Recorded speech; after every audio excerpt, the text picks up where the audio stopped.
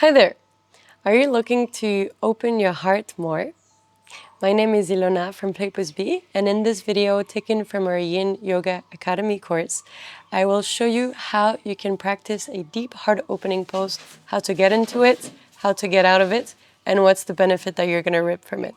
Enjoy looking at the video and let me know how you feel after practicing it. So right now, we'll take a moment to explore one of my favorite poses, which is the puppy pose, also known as the melting heart pose. You can start from all four. Again, if you know that your knees are very sensitive, you can already use a support underneath your knees, like a blanket, a cushion, or your knee support. And the thing that you want to pay attention to when you come into this pose is to relax your toes and to make sure that your hip stays into the same line as your knees. Good, you're gonna walk your hands forward.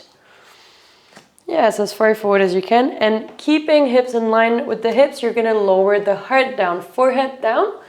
Yes, good. This is the melting heart pose, right? The traditional puppy pose. If you'd like to go further, you could lift the gaze up and plant the chin down.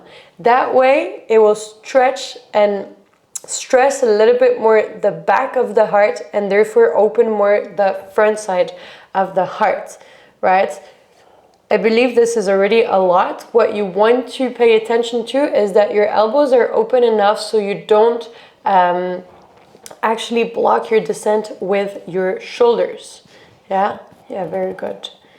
Nice. And if we don't want to go that far, then place the forehead down, press down into the hands, and look for a support. So if I could help Tine with a support right now, I would just lift your chest a little bit.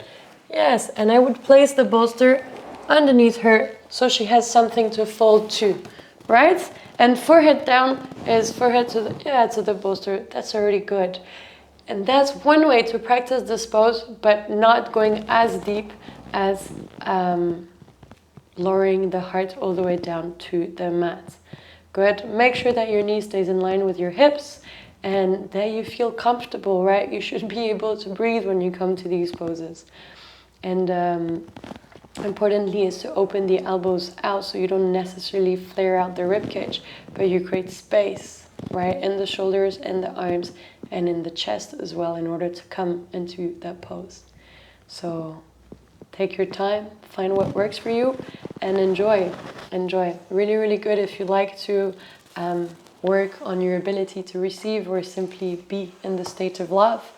And I would say, out of experience, if you're invited to a dinner party or anything like this and you really don't want to go, but you do have to, popping in this pose for 3 minutes before you go in will change your mood.